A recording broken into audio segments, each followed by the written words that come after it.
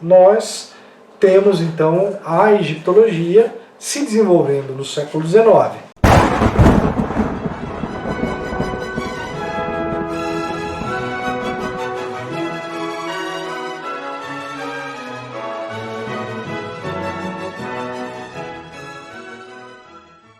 A egiptologia, ela vai ter um subproduto que é a chamada egiptomania. E tudo isso está relacionado exatamente à viagem de Napoleão ao Egito, a expedição napoleônica. Então nós temos aqui a publicação do livro Description de l'Égypte, que foi publicada entre os anos de 1809 e 1929. Então esse livro, que são livros gigantescos, de grande e com muitas páginas, e um relato minucioso, desenhos maravilhosos, cópias perfeitas do que eram ali o registro arqueológico naquela época. Esses livros, eles tiveram dois efeitos. Primeiro, que eles projetaram o interesse pelo estudo científico do Egito na chamada egiptologia, principalmente depois de 1822. Então vamos ver aí, depois de 1822 até 1829, tem novas edições desse livro aí sendo publicada. E a chamada egiptomania.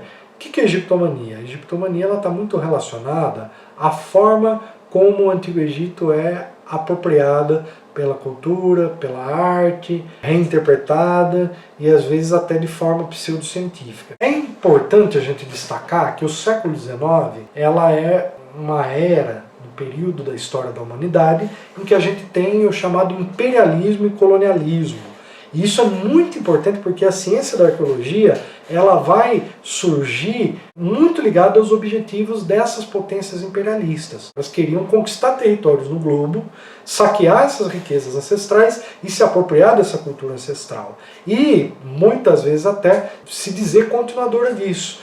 E o Egito, graças a todo esse poder, a todo esse esplendor, a toda essa projeção, então controlar o Egito tinha um aspecto tanto geopolítico, que o Egito está ali na fronteira da África com o Mediterrâneo, com a Ásia, por ali pelo canal de Suez dá para acessar as Índias, então ele está entre o Mar Mediterrâneo e o Mar Vermelho, é um dos países mais bem localizados em termos estratégicos no mundo. Então o Egito só se tornou Egito por causa da sua localização geográfica. Então controlar o Egito é importante do ponto de vista geopolítico, mas também é importante do ponto de vista simbólico, porque os regimes imperiais do século XIX, e quando eu falo em regime imperial, era porque naquela época os países se autodenominavam império. Nós tínhamos o Império Britânico, o Império Japonês, nós tínhamos o Império Francês, e até o Brasil era um império exatamente desde 1822. Coincidentemente, o ano em que a egiptologia nasceu é o ano de fundação do Estado Nacional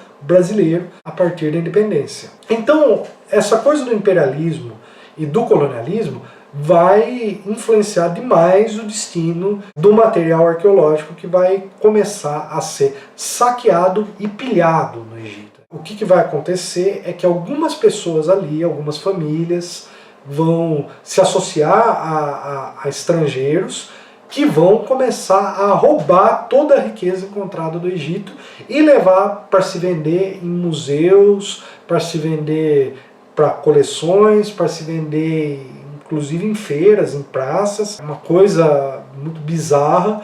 Múmia é um ser humano mumificado. Naquela época se comprava pó de múmia em feiras como afrodisíaco. Então imagina que existia uma indústria que pegava essas múmias, moía essas múmias e vendia essas múmias. Vendia o pó dessas múmias, olha que absurdo. Além do desrespeito aos mortos, também é uma perda irreparável do material arqueológico. Duplamente desastroso, sem contar os efeitos para a saúde que isso possa ter, porque imagina o fungo que não podia ter lá, uma bactéria guardada ali, então óbvio que se trata de um placebo. Dá para imaginar que vai ter uma coisa afrodisíaca, um pó de múmia. Nessa época nós temos a caça aos tesouros, e isso provocou estragos irreparáveis. Então, por exemplo, a pirâmide, tem uma parte dela que foi aberta com dinamite. Não só ela, como o Vale dos Reis, vários lugares do Vale dos Reis foram implodidos com dinamite. As pirâmides da Núbia, elas foram todas dinamitadas para se procurar ouro e nunca se encontrou nada.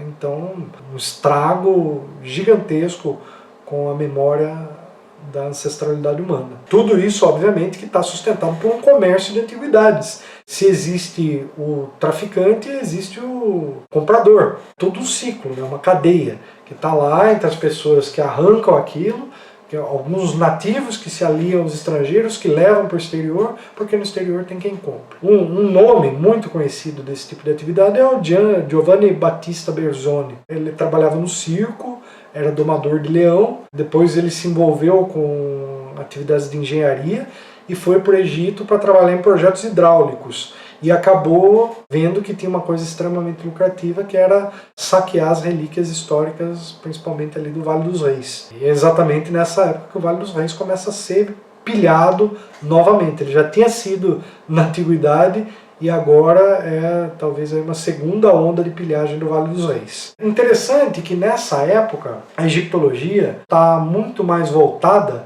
ao colecionismo dos grandes museus e às belas artes. A forma como se constituíam os museus era mostrar o Egito como algo exótico, como algo diferente, como uma coisa fascinante, bonita, toda revestida de ouro, toda revestida de joias, de pedras preciosas. Então isso é um dado bastante curioso, bastante rico aí para a gente entender como se deu isso no século XIX. E vale a pena também a gente mencionar a questão do turismo. Então nessa época surgem aí as companhias turísticas para oferecer pacotes turísticos por Nilo, surgem alguns romances, exposições, então uma série de coisas que fazem com que a egiptomania ela esteja aí lado a lado com a egiptologia, claro que duas coisas completamente distintas.